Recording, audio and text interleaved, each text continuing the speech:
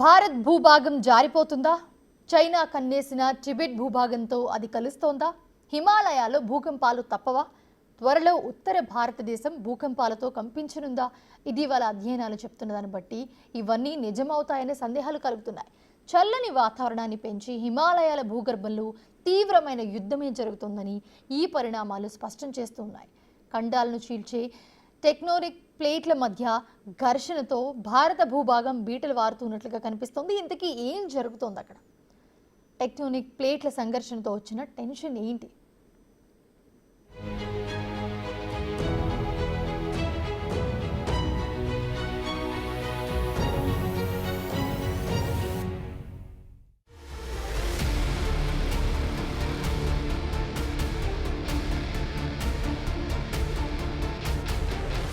విశ్వంలోని అత్యంత అందమైన గ్రహం భూమి అంటారు.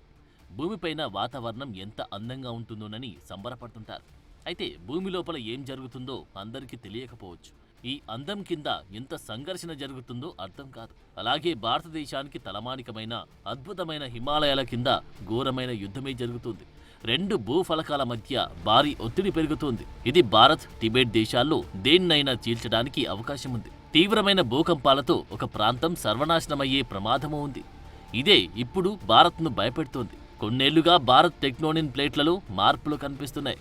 చాప కింద నీరులా భారత భూభాగం కింద టెక్టోనిక్ ప్లేట్లు జారిపోతూ ఉన్నాయి. అవి టిబెట్ భూభాగంతో ఉన్న టెక్టోనిక్ ప్లేట్లతో సంఘర్షిస్తున్నాయి. ఇప్పటికే ఏడాదికి 2 మిల్లీమీటర్ల చొప్పున భారత భూభాగం తగ్గుతున్నట్లు ఇటీవలి అధ్యయనాలు చెబుతున్నాయి. భారత ఖండం గోండ్వానాలో ఒక భాగంగా ఉన్న భారత భూభాగం 10 కోట్ల సంవత్సరాల క్రితం ఇతర శకలాల నుంచి భారత టెక్టోనిక్ ఫలకాలుగా విడిపోయింది. ఇది ఉత్తరం వైపు కదులుతూ వచ్చింది.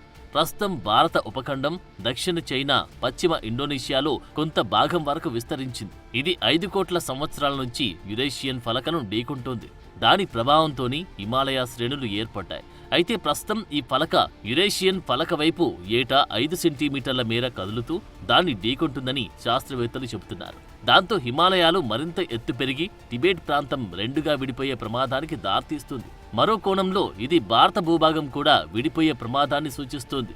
భారత టెక్టోనిక్ ప్లేట్ ప్రతి సంవత్సరం కొంతమేర కదులుతుందని శాస్త్రవేత్తలు గమనించారు. దీనివల్ల హిమాలయాల వెంబడి ఒత్తిడి ఎక్కువవుతుందని, అది పెద్ద ప్రమాదానికి దారితీసే అవకాశం లేకపోలేదని శాస్త్రవేత్తలు హెచ్చరిస్తున్నారు.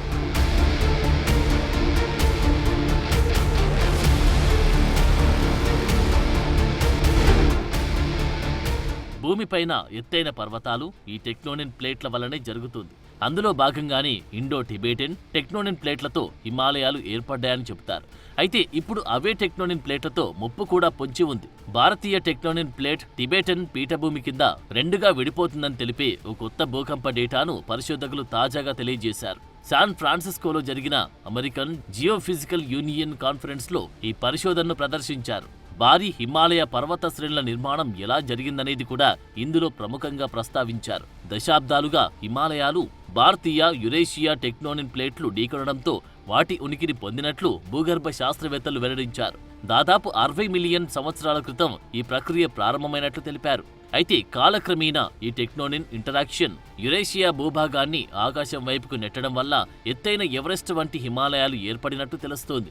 అయితే తాజా విశ్లేషణలో తేలిందేంటంటే ఈ ఇండియన్ ప్లేట్ విడిపోతున్నట్లు పరిశోధకులు గుర్తించారు. ప్లేట్లోని కొన్ని విభాగాలు చెక్కు చెదరకుండా కనిపించినప్పటికీ మరికొన్ని ఉపరితలం నుండి సుమారు 100 కిలోమీటర్ల దిగువన విడిపోయినట్లు తెలుస్తోంది. భారతీయ టెక్టోనిక్ ప్లేట్ కదలికలతో టిబెట్ కూడా రెండుగా విడిపోయే ప్రమాదం లేకపోలేదని భౌగోళిక, భౌతిక శాస్త్రవేత్తలు చెబుతున్నారు.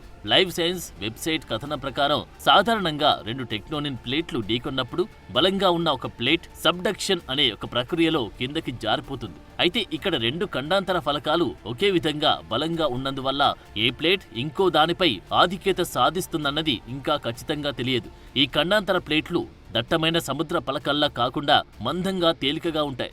ఇవి ఢీకొన్న సమయంలో సులభంగా మాంటిల్లోకి ప్రవేశించవు. అయితే సైన్స్ మ్యాగజైన్ ప్రకారం టిబెట్ కింద అడ్డంగా జారుతున్న భారత ప్లేట్ మాంటిల్లోకి పడిపోకుండా నిరోధిస్తుందని, తద్వారా ఇది యురేషియా ప్లేట్ కి దగ్గరగా వెళ్తుందని కొంతమంది శాస్త్రవేత్తలు అంచనా వేస్తున్నారు.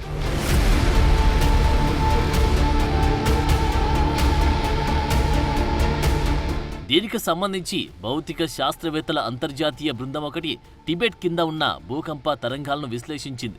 ఇది రెండింటి మధ్యస్థంగా ఉండే మరొక అవకాశాన్ని చూపింది. భారతీయ ప్లేట్ యురేషియన్ ప్లేట్ కిందకి జారిపోతున్నందువల్ల డీలామినేటింగ్ అయ్యే అవకాశం ఉంది. అయితే పరిశోధకుల అభిప్రాయం ప్రకారం ఈ ఖండాలు ఇలాగే ప్రవర్తించగలవని, ఇది భూశాస్త్రాలను ప్రాథమికంగా మార్చగలదని ఖచ్చితంగా చెప్పలేని పరిస్థితి. అయితే హిమాలయాల ఏర్పాటును బాగా అర్థం చేసుకోవడంలో ఇది సహాయపడుతుందని శాస్త్రవేత్తలు భావిస్తున్నారు. అలాగే భవిష్యత్తులో ఈ ప్రాంతంలో భూకంప ప్రమాదాలను భారీగా అర్థం చేసుకోవడంలో కూడా సహాయపడవచ్చని అనుకుంటున్నారు. అయితే ఈ టెక్టోనిక్ ప్లేట్ల కదలిక ప్రభావంతో హిమాలయ ప్రాంతాలైన హిమాచల్ ప్రదేశ్, నేపాల్ వంటి పలు ప్రాంతాల్లో తీవ్రమైన భూకంప ప్రభావం ఏర్పడుతుందని శాస్త్రవేత్తలు చెబుతున్నారు. ఈ ప్రభావం భారత ఈశాన్య రాష్ట్రాలతో పాటు ఉత్తర భారతదేశంపై ఉండే అవకాశాన్ని కూడా శాస్త్రవేత్తలు ఒప్పుకుంటున్నారు.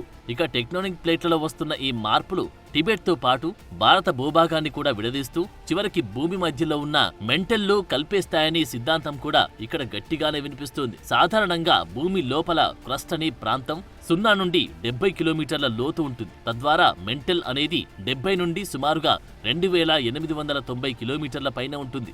అయితే టిబెట్లో సేకరించిన మట్టి నమూనాల ఆధారంగా అక్కడ టెక్టోనిక్ ప్లేట్ల భూభాగం మెంటల్కు చాలా సమీపంలో ఉన్నట్లు గుర్తించారు. అయితే హిమాలయాలు బగబగ మండే భూ పదార్థానికి దగ్గరవుతున్నాయి. ఇది భూకంపాలను సృష్టించడంతో పాటు అకాల వర్షాలకు, వరదలకు కూడా కారణమవుతుందని కొందరు శాస్త్రవేత్తలు భావిస్తున్నారు.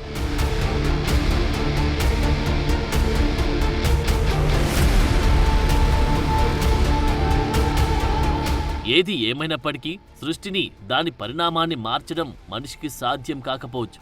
కానీ ప్రకృతిని కాపాడుకోవడం మాత్రం మనిషి చేతిలోనే ఉంది. హిమాలయాల్లో పెరుగుతున్న మైనింగ్, పెరుగుతున్న భవనాల నిర్మాణం, అడవులను నరికివేయడం వంటి చర్యలు అక్కడ పర్యావరణాన్ని పూర్తిగా మారుస్తున్నాయి. ఇది హిమాలయాల్లో మంచు భారీగా కరిగిపోవడం నుంచి మెంటల్కు దగ్గరగా ఉన్న నేలను మరింత కృంగిపోయే విధంగా చేస్తుంది. టెక్టోనిక్ ప్లేట్లలో మార్పులతో పాటు పలు విపరీత పరిణామాలకు కారణమవుతుంది. అందుకే ప్రపంచవ్యాప్తంగా దేశాలన్నీ పర్యావరణ మార్పుకు సంబంధించిన కఠినమైన నిర్ణయాలు తీసుకోవాల్సిన అవసరాన్ని అంతర్జాతీయంగా భౌగోళిక శాస్త్రవేత్తలు, పరిశోధకులందరూ గుర్తుకు చేస్తున్నారు.